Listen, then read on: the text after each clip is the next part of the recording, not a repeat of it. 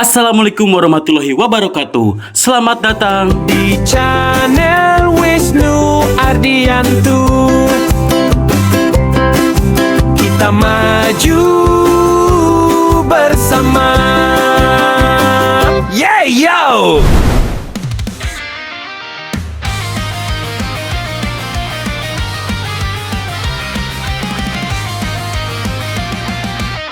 Halo semuanya, kembali lagi ke channel Wisnu Ardianto. Di dunia yang memuja kekuatan, ada satu nama yang membuat monster gemetar bahkan sebelum pertarungan dimulai. Suaranya berat, tatapannya dingin, detak jantungnya terdengar seperti genderang perang. Semua orang percaya, di balik wajah tanpa ekspresi itu, tersembunyi kekuatan yang tidak terukur.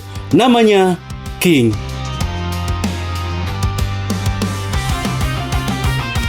Namun ironisnya, di balik legenda itu, berdiri seorang pria biasa, tanpa kekuatan, tanpa teknik bela diri, tanpa keberanian khas pahlawan. Inilah paradoks terbesar dalam One Punch Man, dan justru di sanalah King menjadi salah satu karakter paling manusiawi, paling jujur, dan paling menyentuh dalam keseluruhan cerita.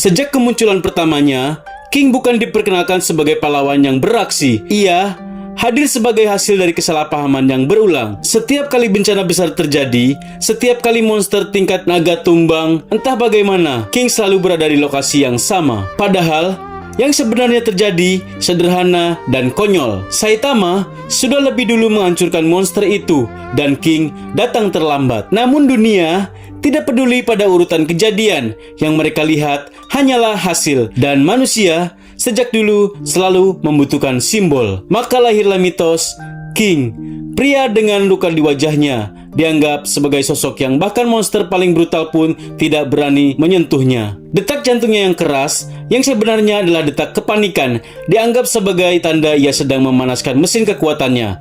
Dunia menyebutnya King Engine.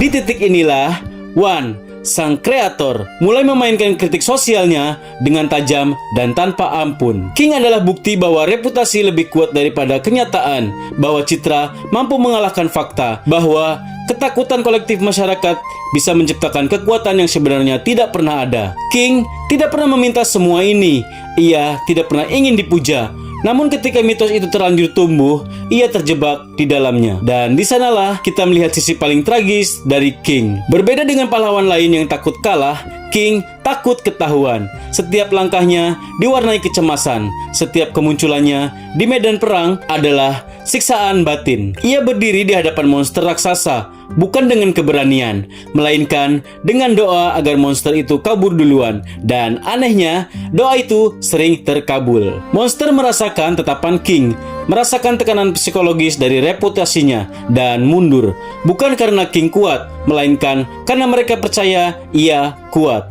Inilah kekuatan paling berbahaya, kepercayaan yang salah, tapi dipercayai semua orang.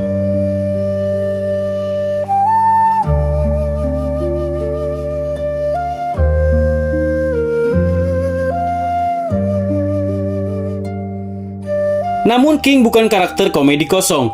Ia sadar dirinya lemah. Ia sadar ia hidup dalam kebohongan yang dibentuk dunia, bukan olehnya sendiri. Dan kesadaran itu menyakitkan. Ada momen-momen ketika King ingin lari dari semuanya. Ada saat di mana ia mengaku pada Saitama bahwa ia hanyalah manusia biasa yang ketakutan. Tidak ada topeng heroik di sana. Tidak ada pembelaan, hanya kejujuran. Dan di titik itu, King justru lebih pahlawan daripada karakter yang lain. Hubungan King dan Saitama adalah jantung filosofis dari One Punch Man. Dua pria ini adalah cermin yang saling bertolak belakang. Saitama adalah makhluk terkuat di dunia, namun hidup tanpa pengakuan. King adalah manusia terlemah di lingkaran elit, namun hidup dengan reputasi dewa. Saitama bosan karena terlalu kuat. King tersiksa karena terlalu dianggap kuat. Namun, justru di antara mereka tidak ada iri, tidak ada kebencian, hanya kejujuran dan penerimaan. Saitama tidak mentertawakan King. ia tidak memanfaatkan kebohongan itu. Ia melihat King sebagai manusia biasa dan memperlakukannya seperti itu. Dalam dunia yang penuh topeng, hubungan mereka terasa paling nyata. Lalu, muncul pertanyaan besar yang sering dilupakan.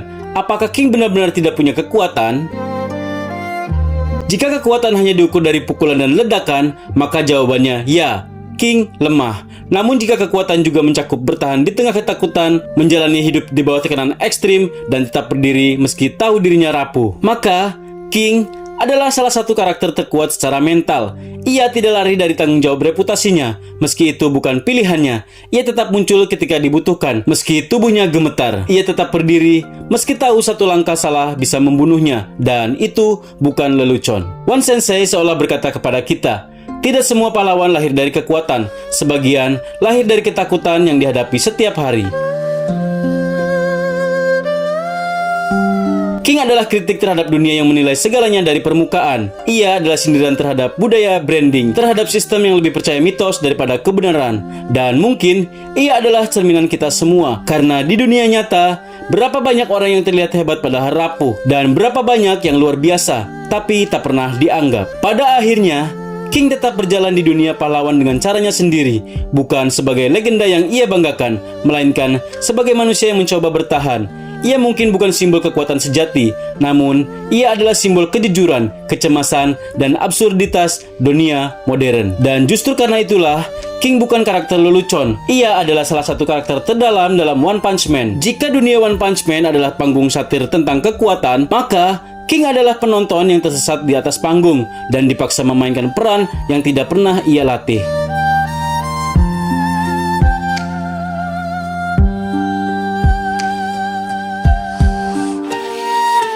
Namun di balik semua itu, ia tetap berdiri, dan kadang berdiri saja sudah merupakan bentuk keberanian tertinggi.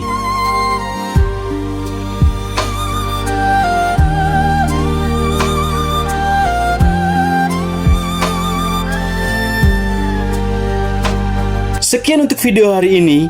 Jangan lupa like, comment, share, dan subscribe kalau kamu suka dengan video ini. Sampai jumpa di video berikutnya dan wassalamualaikum warahmatullahi wabarakatuh.